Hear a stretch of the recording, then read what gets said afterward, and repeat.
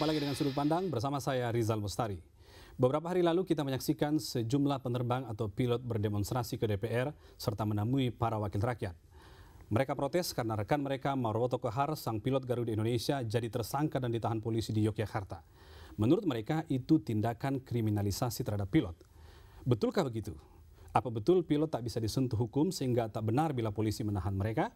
Karena itu saya mengundang Presiden Federasi Pilot Indonesia yang memimpin demo ke DPR, Manotar Napitupulu. Pak Manotar, apa kabar?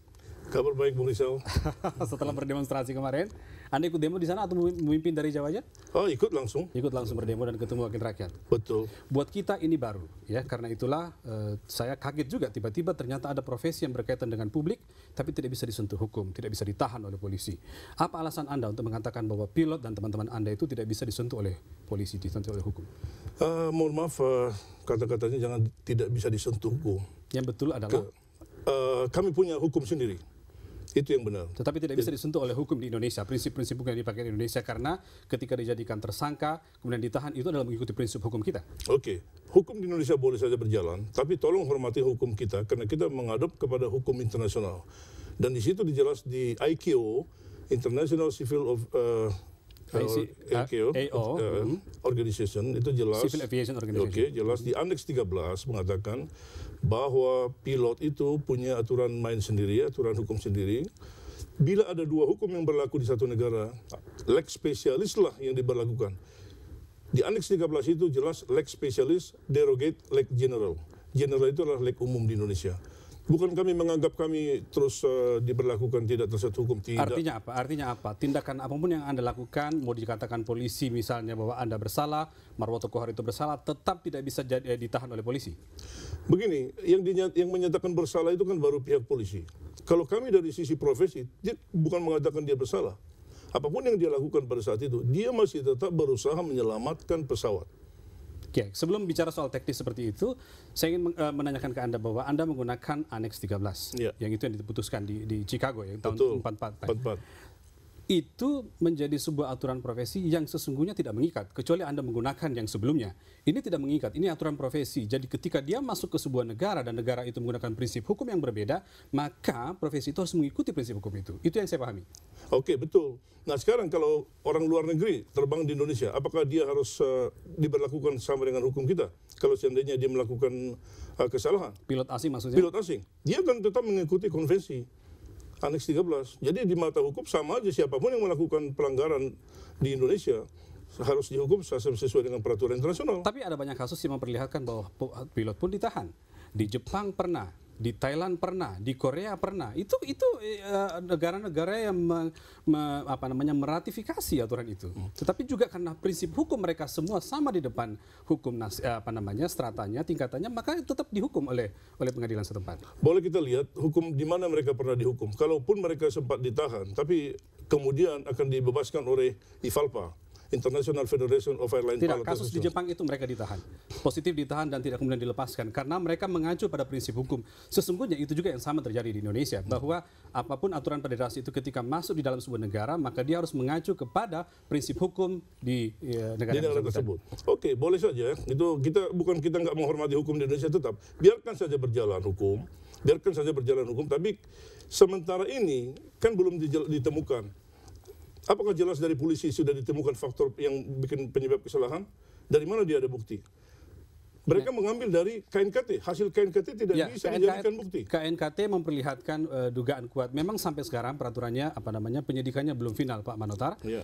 Jadi tetapi sudah hampir sampai di final dan kuat sekali dugaan bahwa ini adalah human error, kesalahan penerbang. Ini ada informasi yang hasil investigasi KNKT atas kecelakaan pesawat GA200 itu, Bang.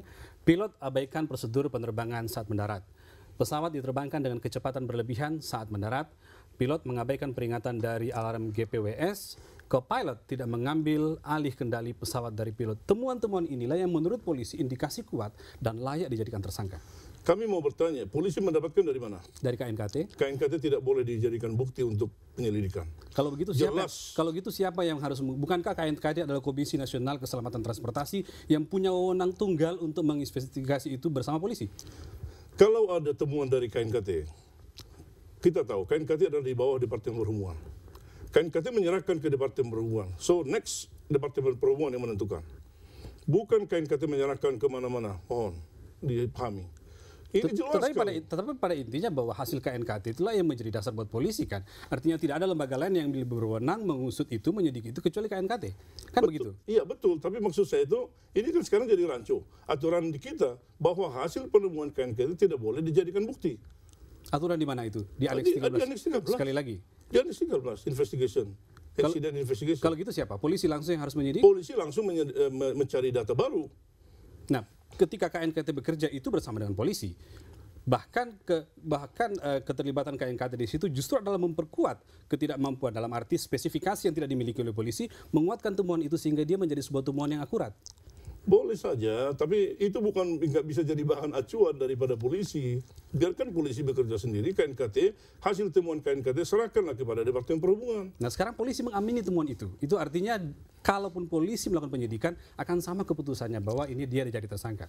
Soalnya agak berat ya, kalau kita bicara sekarang, dia landing dengan kecepatan 210. Apa penyebab dia landing dengan 210? Kita kan belum tahu. Apakah angin puting beliung, apakah memang windshear?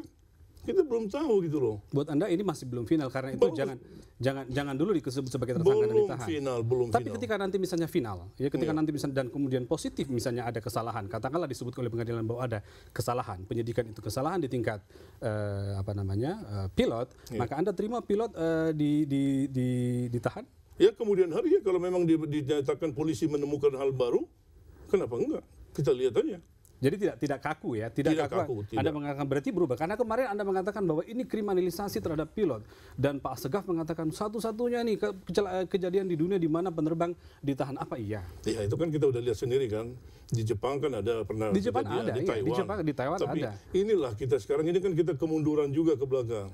Kita sudah dapat ancaman dari FALPA International Federation Association. Seandainya ini berlaku sekarang penahanan, apa yang terjadi? Pilot luar nggak ada yang terbang ke tempat kita dong. Jadi tidak akan ada pilot, akan berkurang secara signifikan. Jelas. Baik, kita akan lanjutkan lagi dialog kita ke situ ya Pak Manotar. Ya, kami akan lanjutkan dialog saya dengan Ketua Federasi Pilot Indonesia tentang keberatan mereka atas ditahannya salah seorang rekan mereka di Yogyakarta setelah jeda iklan berikut ini.